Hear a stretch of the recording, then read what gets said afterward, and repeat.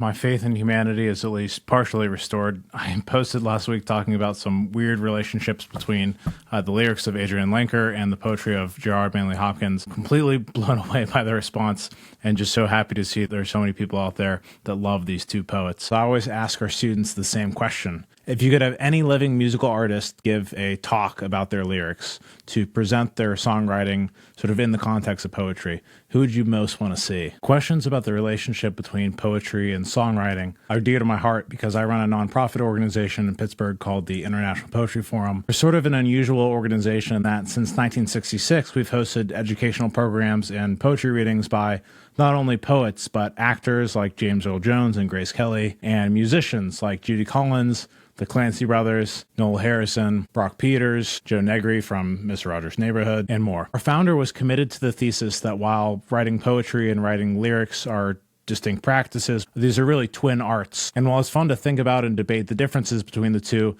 really what we should be doing is figure out ways for the arts to be in dialogue.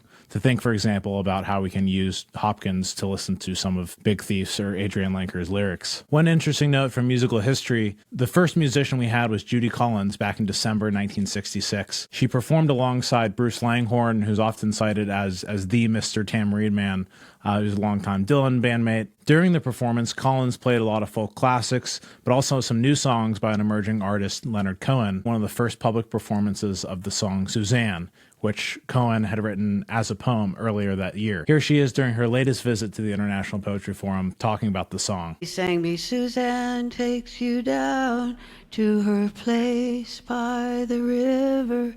You can hear the boats go by. You can spend the night beside her. I said, well, Leonard, this is a song. And I'm recording it tomorrow.